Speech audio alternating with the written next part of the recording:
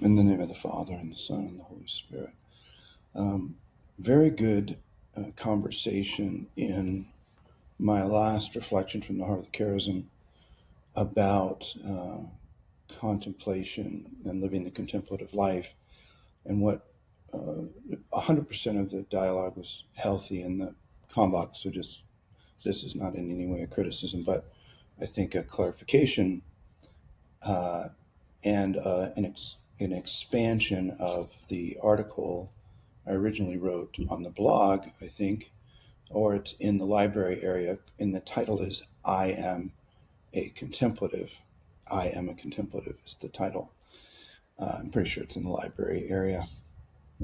So an interesting point was brought up that, St. Teresa said that humility is truth. And that is true, but what does she mean by that? And of course, knowing the breadth of her writings, it brought me to a passage that she said we must never trust ourselves. So the question was, is it appropriate for someone to say, I am a contemplative?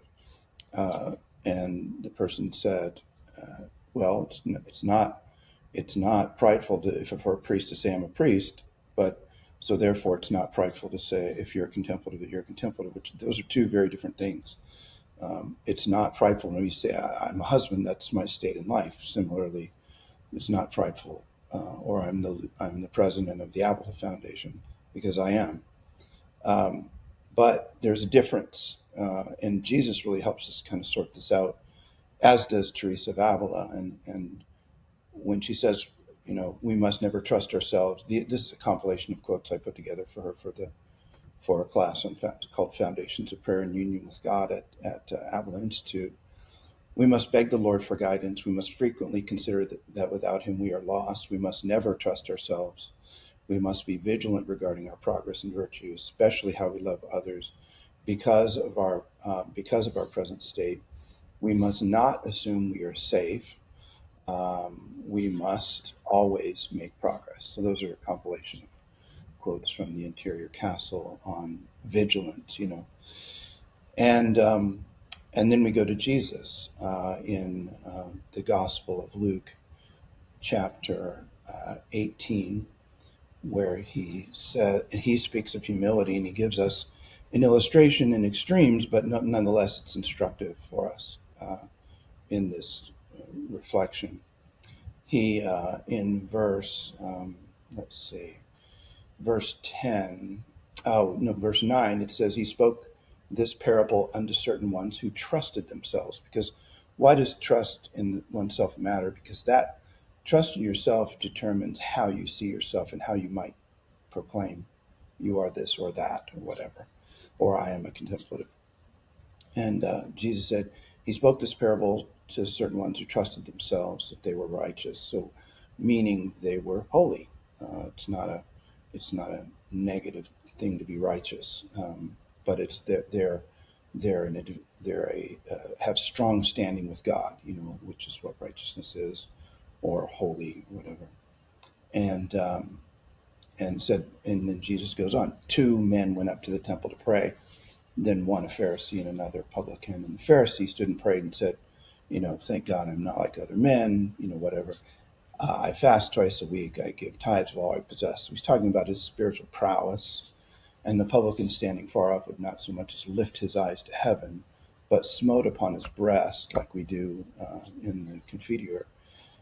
God be merciful to me, a sinner. So he's lowering himself, while the other, in contrast, is lifting himself up.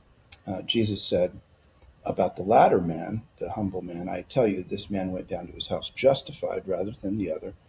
And this is the key passage. Everyone that exalteth himself shall be abased, and he that humbleth himself shall be exalted. So Jesus himself gives us clarity on humility. Humility to Jesus is a person to say, I'm a sinner. I am not elevated. I'm not to make these claims of sanctity. St. John of the Cross, of course, also has similar reflections, specifically relative to the contemplative state. And he says, there are many who say that they have live out in this advanced state of prayer, and they don't. But there are a number who say that they don't, and they do. Why would he say that? Because he's trying to help people to know that you need to be careful what you proclaim. And of course, he's a master of helping us to wade through self-deception, that sort of thing, which is the fundamental issue. Because when we say the person was right in saying it's okay to say the truth in general, but what is the truth and how do we get to the truth? Um, uh, so funny enough, I'm teaching a class tonight, one of the classes of the Foundations of Prayer course, and I have this slide called the challenge of self-assessment. So I'll read you the key points to the slide. The human person has an infinite capacity for self-deception and little innate capacity for accurate self-assessment. So that means struggle with coming to the truth about themselves. We assess ourselves where we aspire to be rather than where we actually are. Trouble with assessing the truths about ourselves. We give ourselves credit for our aspirations, whether or not we realize them. I could keep repeating that phrase afterwards. Most don't have sound formation that even begins to reveal authentic magisterial teaching on sin, imperfections, prayer, and the progress of the soul. Most don't have a community or related form of accountability that provides objective feedback to a person in difficult contexts.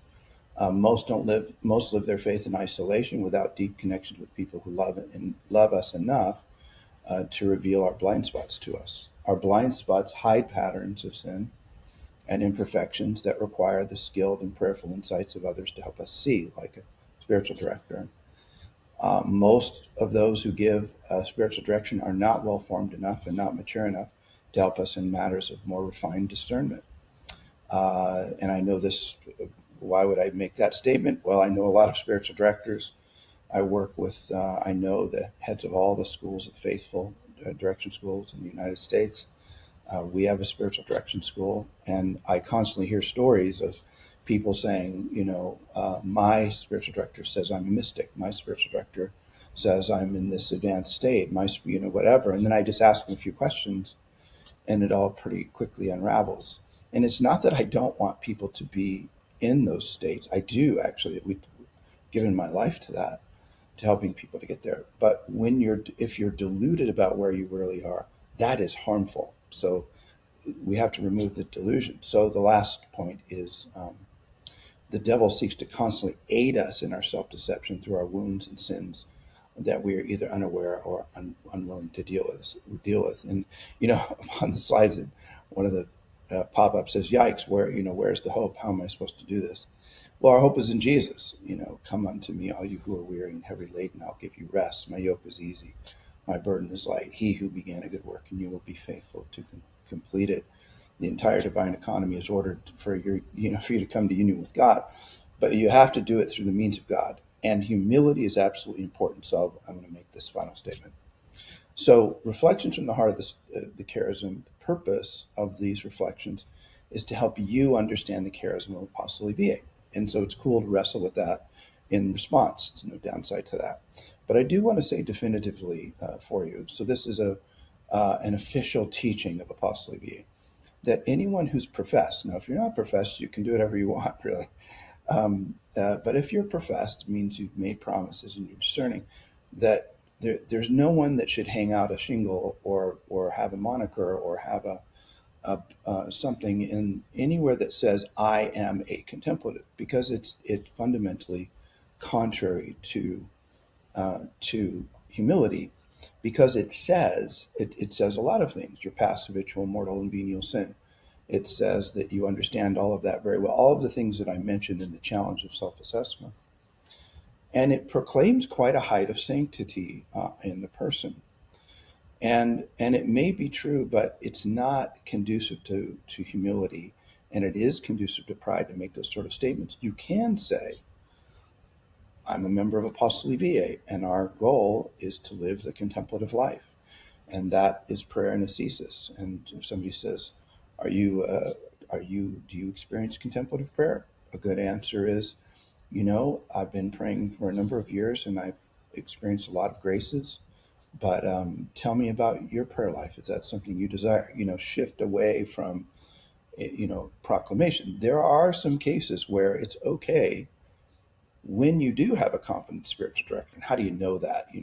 Really, it's just people who've taken courses at the Avila Institute, or gone to some really good spiritual direction schools, who understand Carmelite spirituality.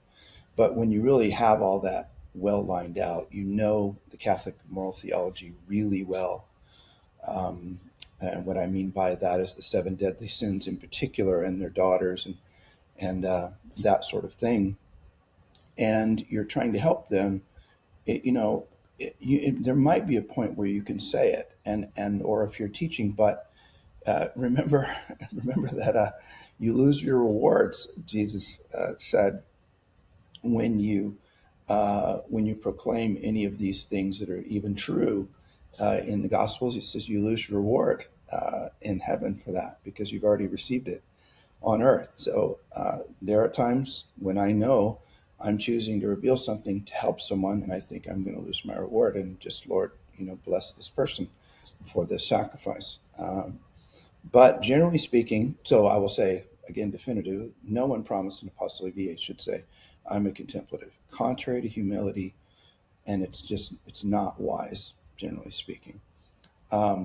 If you're not a professed member, do whatever you want. It's fine. But hopefully this helps to clarify. And so let us all seek to live the contemplative life, and to receive and ask the Lord for those graces, so that we might be ever more humble and ever more servant, and an instrument in his hands to bring salvation to the world. And may Jesus Christ be praised now and forever. Amen.